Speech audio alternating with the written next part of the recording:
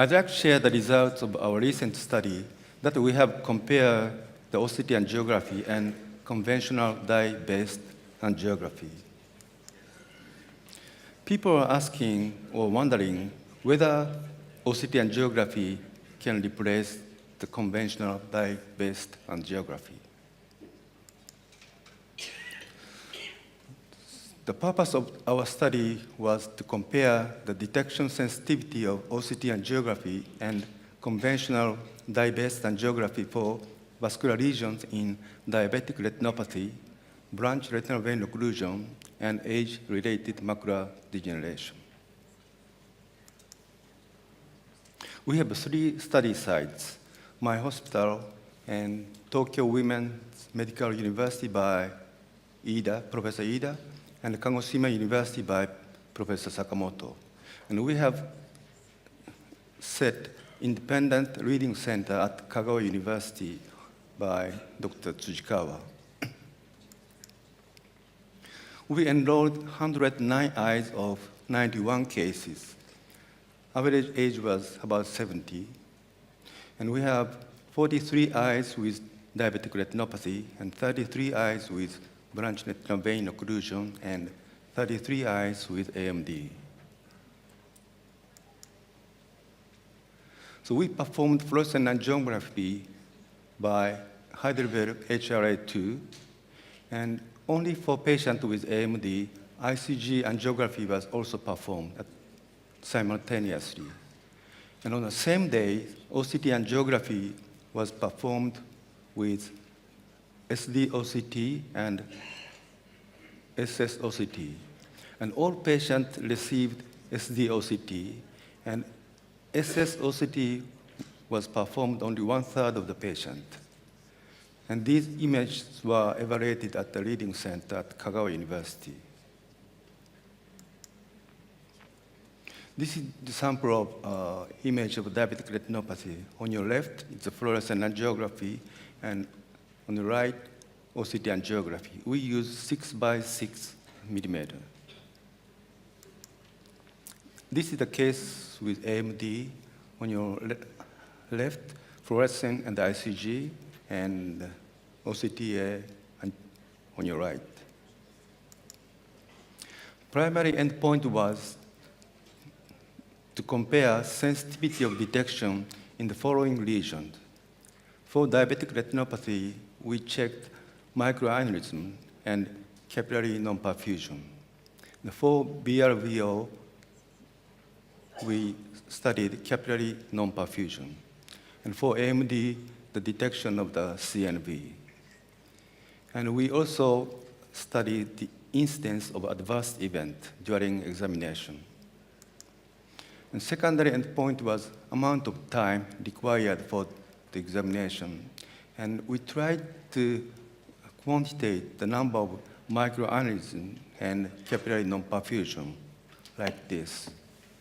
For microaneurysm, grade 2 is from 1 to 10, and grade 3, 11 to 40, and grade 4 eyes had more than 40 microaneurysm. And this, for capillary non-perfusion, we graded 1, 2, 3.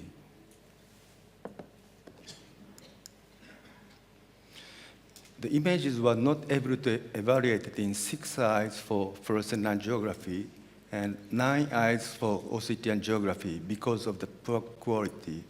The difference was not significant.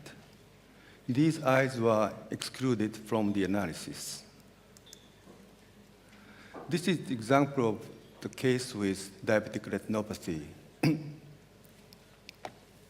In the upper row, you see an early phase of the fluorescent and late phase. And in the bottom row, superficial capillary plexus and deep capillary plexus by OCT angiography. And we graded for microaneurysm, grade 3 for fluorescent, and grade 2 for OCT angiography. It means fluorescent angiography finds more microaneurysm in diabetic retinopathy, as previously reported. But for grading of the capillary non-perfusion, both examinations are graded at grade 3. This is another case with diabetic retinopathy, fluorescent, and OCT angiography. This table shows the comparison of detection sensitivity of fluorescent angiography and OCT angiography in diabetic retinopathy. So fluorescent, superficial capillary plexus by OCTA and deep capillary plexus. And detection sensitivity for microaneurysm were pretty similar among 3 examinations. There's no significant difference. And this is the detection sensitivity for capillary non-perfusion. Deep capillary plexus by OCT angiography was the best to detect capillary non-perfusion. This is the concordance rate of grading of microaneurysm and capillary non-perfusion. And for capillary non-perfusion, the concordance was very high, but for microaneurysm, concordance rate was low, as I told you before, because fluorescent angiography finds more microaneurysm than OCT angiography. Let's move to branch retinal vein occlusion. This is the case with 79 years old male. This is fluorescent, and this is OCT angiography, superficial and deep. This is another BRVO case. You see capillary non-perfusion more clearly with OCT angiography because there's no leakage. This is a comparison of detection sensitivity of capillary non-perfusion between fluorescent and OCT angiography. And again, OCT deep capillary plexus layer by OCT angiography was the best to detect capillary non-perfusion. And the concordance rate for grading of the capillary non-perfusion were also very high among the 2 examinations. Let me show one case. This is the case of old BRVO treated with scatter laser photocoagulation. We performed an OCT angiography and montage, made a montage. And Carl is kind enough to make this animation. You can see laser scar of the RPE and some neovascular tufts from retinal vessel into the vitreous.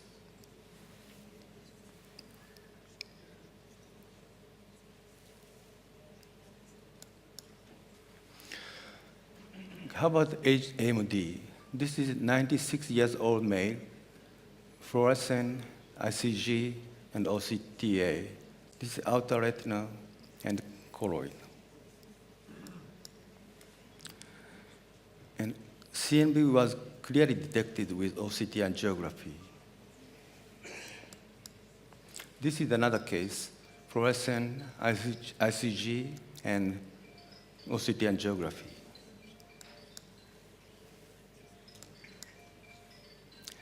This table shows the comparison of the detection sensitivity of CNV in fluorescent, ICGA, and OCTA. And OCTA was the best to detect CNV, but there's no significant difference among 3 examinations. This shows the amount of time required for examination. As you can expect, for angiography, it took about 50 minutes. But for OCT angiography, you can do only 2 minutes. And these are adverse events by fluorescent and ICGA. Nausea and vomiting was observed in 2 cases. The allergic reaction was observed in 3 cases. and apparently there's no adverse event in OCTA. In summary, the detection sensitivity of vascular lesion with OCT angiography in diabetic retinopathy, BRVO, and AMD was similar to those of conventional dye-based angiography. The amount of time for examination was significantly shorter with OCT angiography than fluorescent and ICGA, and there was no adverse event with OCT angiography. While 5.5 of the patients showed some adverse event with dye-based angiography. And these results suggested that OCT angiography is equally useful for the detection of the microaneurysm and capillary non-perfusion and CNV in the retinal choroidal disease. Thank you for your attention.